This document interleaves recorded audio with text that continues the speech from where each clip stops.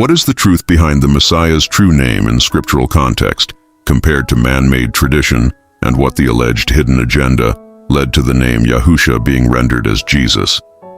This video is for reference purposes only. I highly encourage everyone to read the scriptures for much better understanding.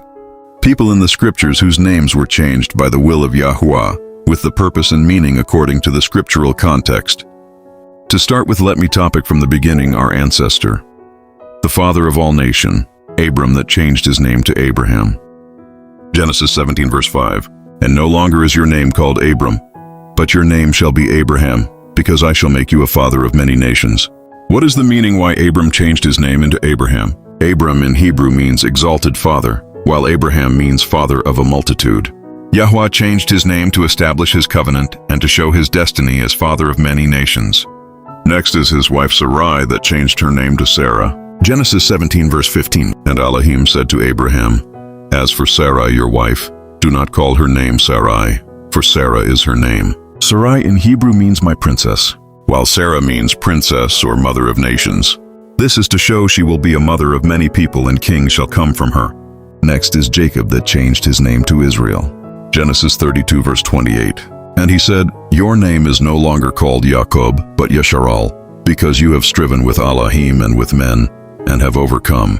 Jacob in Hebrew means supplanter, while Israel in Hebrew means he who strives with Elohim, or prince with Elohim. The purpose of changing his name is to mark his transformation and the birth of a nation set apart unto Yahuwah. Then Hosea that changed his name to Yahushua or Yahusha. Numbers 13 verse 16, "These are the names of the men whom Moshe sent to spy out the land. And Moshe called Hosea the son of Nun, Yehoshua." Hosea means salvation. Yehoshua or Yahusha means Yahuwah is salvation. This is to declare that salvation comes from Yahuwah alone. Gideon that changed his name to Jerubbaal. Judges 6 verse 32, "So that day he called him Yerubbaal, saying, Let Baal plead against him, because he has broken down his slaughter place." Jerubbaal means let Baal contend. This is to show his stand against idolatry and false mighty ones. Solomon also changed his name to Yedidiah, 2 Samuel 12 verse 25, "And sent by the hand of Nathan the prophet, and called his name Yedidiah, because of Yahuwah." Yedidiah in Hebrew means beloved of Yahuwah, to show Yahuwah's favor and love upon him. While Daniel, Hananiah, Mishael, and Azariah, this name's changed by Babylon, not by Yahuwah. Daniel 1 verse 6-7. "Now among them were from the sons of Yehuda, Daniel, Hananiah, Mishael, and Azariah. And the chief of the eunuchs gave them names, for he called Daniel, Belteshazzar, and Hananiah, Shadrach, and Mishael, Meshach, and Azariah, Abednego." Daniel changed to Belteshazzar. Hananiah changed to Shadrach. Mishael changed to Meshach. Azariah changed to Abednego. This change was by a pagan king to remove the name of Yahuwah from them, and to associate them with false mighty ones. Then the two of the most popular servant of Yahusha also changed their names from Simeon to Kepha, then Peter and Shaul to Paul. What they show is a functional, prophetic, and linguistic purpose, not a religious system change. The foundation is rooted in identity, mission, and language context. What is the reason why they renamed Simeon to Kepha, then became Peter? The change is directly initiated by Yahusha, not by man-made religion. John 1 verse 42, "And he brought him to Yahusha, and looking at him, Yahusha said, You are Shimon the son of Yonah. You shall be called Kepha, which means a stone." Matthew 16 verse 18, "And I also say to you that you are Kepha, and on this rock I shall build my assembly, and the gates of Sheol shall not overcome it." What is deepest foundation of this topic? The name Kepha came from Aramaic, while Petros came from Greek. Both mean stone or rock. This is not a pagan change, it is a prophetic renaming, similar to Abram to Abraham. In Genesis 17 verse 5, it defines role, not religion. What is the purpose of this? Yahusha is declaring identity and function. Simeon becomes a stone, a foundational witness of truth. This is about spiritual position, not cultural corruption. What is the reason why they renamed Shaul to Paul? The scriptures do not record a divine command changing Shaul's name. Instead, they show a dual name usage depending on context. Acts 13 verse 9. "Then Shaul, who also is Paul, filled with the set-apart spirit, looked intently at him." What is the deepest foundation of this topic? Shaul is Hebrew, while Paul is Latin and Greek.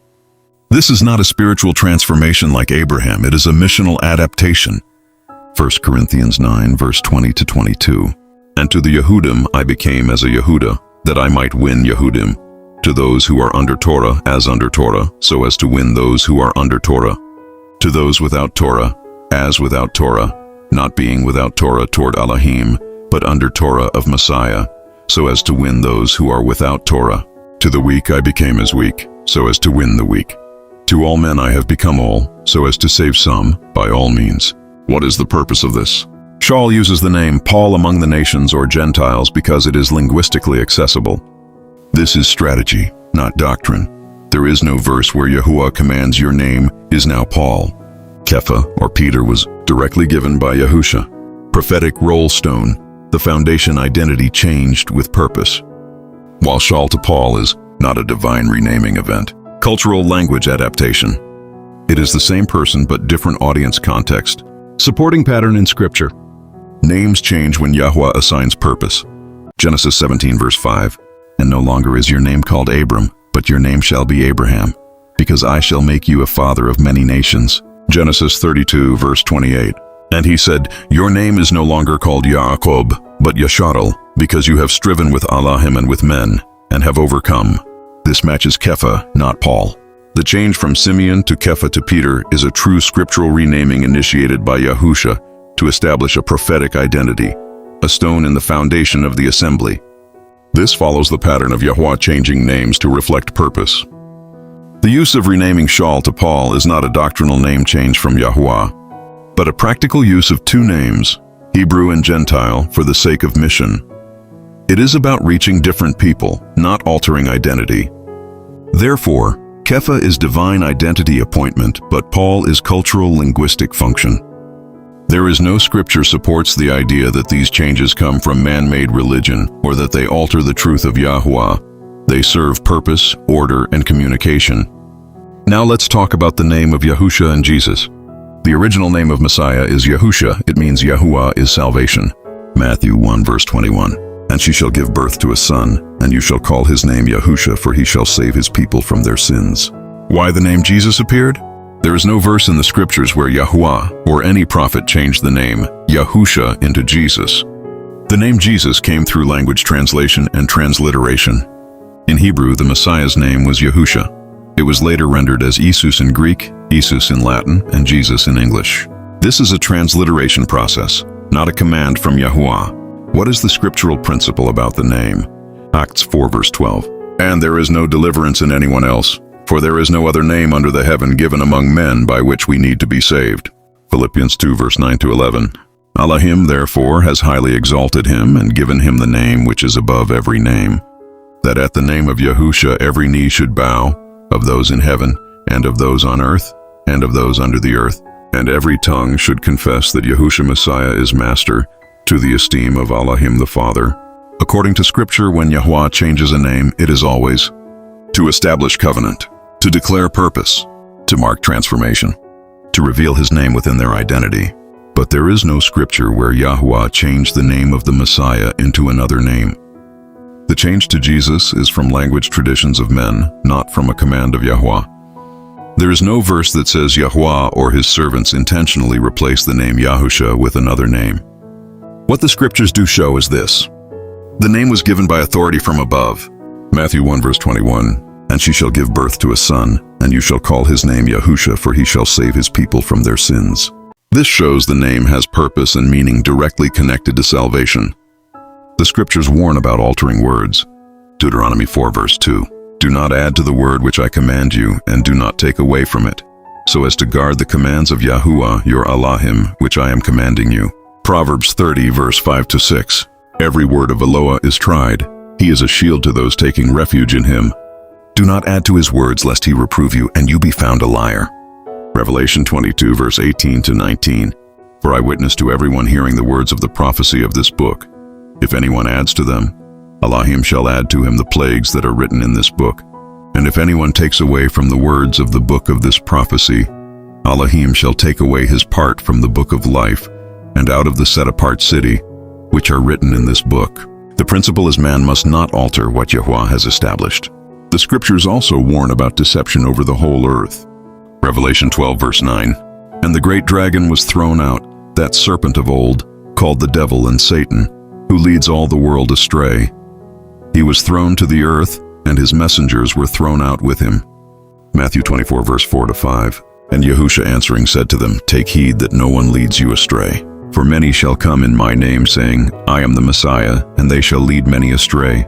2 Corinthians 11 verse 4. For indeed, if he who is coming proclaims another Yahusha, whom we have not proclaimed, or if you receive a different spirit which you have not received, or a different good news which you have not accepted, you put up with it well enough. Deception can come through changes in teaching, message, or representation. What about the name Jesus? Historically, Jesus came through language transliteration from Hebrew to Greek to Latin to English. The scriptures themselves do not record a divine command to change the name. Therefore, it is not written that this was an intentional global deception by command of Yahuwah. It is also not written that the name was officially replaced by scriptural authority. What are possible negative effects of this change? According to scriptural principles, not speculation, loss of original meaning. The name Yahusha declares Yahweh is salvation. When the name is distanced from its Hebrew root, the direct connection to Yahuwah's name can be less clear. Psalm 68 verse 4. Sing to Elohim, sing praises to his name. Raise up a highway for him who rides through the deserts by his name Yah, and exalt before him. 1 Corinthians 14 verse 33. For Elohim is not Elohim of disorder but of peace, as in all the assemblies of the set-apart ones. When many forms, languages, and teachings exist, people may struggle to discern truth. This also means in opening the door to different teachings. Colossians 2 verse 8. See to it that no one makes a prey of you through philosophy and empty deceit, according to the tradition of men, according to the elementary matters of the world, and not according to Messiah. When traditions develop, they can sometimes move away from original context. It shifts of focus from obedience to tradition. Mark 7 verse 7-8. And in vain do they worship me, teaching as teachings the commands of men. Forsaking the command of Elohim, you hold fast the tradition of men. The issue in Scripture is not language itself, but when human traditions override Yahuwah's commandments. Acts 4 verse 12. And there is no deliverance in anyone else, for there is no other name under the heaven given among men by which we need to be saved. Romans 10 verse 13. For everyone who calls on the name of Yahusha shall be saved. The scriptural focus is true faith, obedience, and right understanding. Not merely language form, but also not corrupting what was given. The scriptures do warn strongly against deception, adding in man-made traditions. The main issue is not just the form of the name, but whether people follow Yahuwah's commandments, walk in truth, and do not replace his word with human doctrines. There is no verse that states a direct command or declaration that the name Yahusha was changed into Jesus by Yahuwah. This is the first foundation. What is not written must not be claimed as command. This is not about language only. It is about authority, name, and truth. The name carries authority and identity. Exodus 3 verse 15. And Elohim said further to Moshe, Thus you are to say to the children of Yasharal, Yahuwah Elohim of your fathers, the Elohim of Abraham, the Elohim of Yitzchak, and the Elohim of Jacob, has sent me to you. This is my name forever, and this is my remembrance to all generations. Psalm 8 verse 1. O Yahuwah our Master, how excellent is your name in all the earth, you who set your splendor above the heavens. The name is not just a sound. It represents authority, character, and power. The Messiah came in that name. John 5 verse 43. I have come in my Father's name, and you do not receive me. If another comes in his own name, him you would receive. The warning of this verse is about another name and another representation. Matthew 24 verse 5. For many shall come in my name, saying, I am the Messiah, and they shall lead many astray. 2 Corinthians 11 verse 4. For indeed, if he who is coming proclaims another Yahuwah, whom we have not proclaimed, or if you receive a different spirit which you have not received, or a different good news which you have not accepted, you put up with it well enough. The issue is not only a different pronunciation, but a different representation that can lead to a different understanding. The root issue was traditions of men replacing original truth. Daniel 7 verse 25. And it speaks words against the Most High, and it wears out the set-apart ones of the Most High, and it intends to change appointed times and law. and they are given into its hand for a time and times and half a time. Mark 7 verse 8. Forsaking the command of Elohim, you hold fast the tradition of men. Colossians 2 verse 8. See to it that no one makes a prey of you through philosophy and empty deceit, according to the tradition of men, according to the elementary matters of the world, and not according to Messiah. Men alter, adjust, or replace is not always by open rebellion, but through progression of traditions. The worldly condition is about deception. Revelation 12 verse 9. And the great dragon was thrown out, that serpent of old, called the devil and Satan, who leads all the world astray. He was thrown to the earth, and his messengers were thrown out with him. The deception is not always obvious. It can be subtle, gradual, and accepted by all. The change to Jesus did not come from Scripture.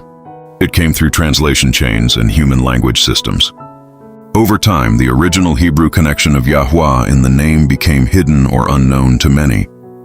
This is not written as a direct commanded deception, but it fits the scriptural pattern of truth to alteration, to tradition, to worldly acceptance. This is not simply the word, but the disconnection. Jeremiah 23 verse 27. Who try to make my people forget my name by their dreams, which everyone relates to his neighbor, as their fathers forgot my name for Baal. When the name is no longer understood, the people lose connection to the source. Yahweh is the true source of everything. The true meaning of salvation is from Yahuwah. What is the identity of the set-apart people? Hosea 4 verse 6. My people have perished for lack of knowledge. Because you have rejected knowledge, I reject you from being priest for me. Since you have forgotten the Torah of your Elohim, I also forget your children. The loss is not just information, but true understanding. The issue is not pronunciation alone. The issue is whether the people know the true source, which is Yahweh, understand his name and authority, walk in obedience and truth. John 4 verse 24. Elohim is spirit, and those who worship him need to worship in spirit and truth. There is no written proof that the change was a declared worldly plot, but the scriptures clearly show a pattern. Men alter to tradition's form, then the truth becomes hidden, then the world accepts it. The deepest danger is not just a different name, but a different understanding that can lead people away from the true name, the true authority, and the true way of Yahweh. Thank you for watching, and see you on my next video. May Yahweh baruch us and guides us. Shalom, and have a great Yom.